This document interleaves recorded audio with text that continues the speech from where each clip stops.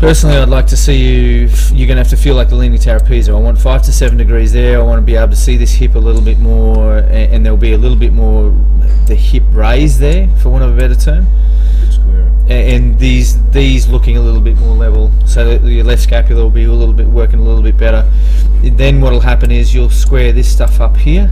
Yep. Then we start looking at forearms and then shoulders. They're pretty much all over the ballpark, but when we start doing this, they'll square up. Okay. And then from there, as I said, we're going to try and keep these actually on top of each other. And what happens for you is that it doesn't quite move, slightly shifts off it, then it moves forward and down. So now your hub's in front, especially the top one. The bottom one has to, because we want it to move forward. But then you're going to try and match it up. Yep. And that's why this stuff and look, gets into that. Follow through, I know that. And I mean, if the follow through is not working, then there's something going on before you got there. Yeah. You can do a pirouette for all I care post impact, but once it gets to, if it's doing something different at collision, well, then we're in a bunch of trouble, right? So just get it set up a little bit better, get you understanding what your feet do a little bit better. You can see that sort of rolling around there on that rear foot, that trail foot in particular.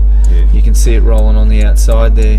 And you'll actually start to push, and as I said, you'll push that way. Yep. So it should go into your ear hole there, essentially. And then you'll be surprised. We won't see the change in the shaft plane as much. Is that too flat?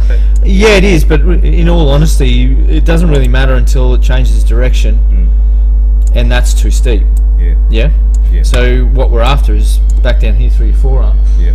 And then because we've got different torques on the shaft there at the moment, you're going to have to manipulate it on the way through. That's why sometimes you hit at 120 with that club, and sometimes you hit 160 with that club, because the torques are working different all the time, and you have to reroute it so much. Just nothing consistent up there. There's not a great deal of consistency that way.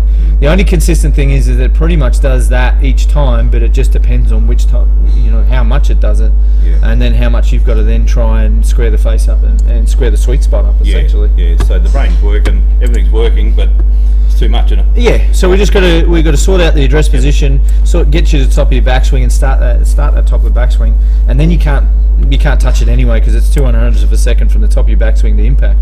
So you can't really worry about it. It's got to start from the ground here. And pushing, so the hip will go first, this will go second, and then obviously, the kinematic sequence, it'll work all the way out to the club head. Okay, but I've got to get it into a better shape at the top of the backswing, which then means I've got to get it better addressed. So is my sequence, is it hip first at the moment, or is it just no? It's the top up. It's the top half first. You can certainly move almost simultaneously if you have a look at that. But I can tell you from a 3D analysis that would start to read as this going first. Yeah. Okay. That's fine. Okay. It almost does it prior to the top of the backswing. You can start to see it moving there now. Yeah. And then your hip starts to get involved. I know that sometimes when I'm swinging, I haven't rotated, if you like, haven't got the body around so much. I tend to be maybe just sort of sweeping through it rather than rotating through it a bit more, if you know what I mean? Sure. So instead of getting that swing plane around, almost doing, And I think that it's probably my own business up here trying to improve what I was doing and not really knowing what I was trying to improve. Sure. And that's the difficulty. You can't see yourself, and even if you do, you don't look at golf swings all day and don't have the information that fortunately enough for me, I do. Because I get to work with some unbelievable people off the golf course that are well smarter than I'll ever be. We just get to use their information and their data and their money from universities that get to test it all. So very nice. Otherwise, none of us had enough money to do the testing that we like. No. So with these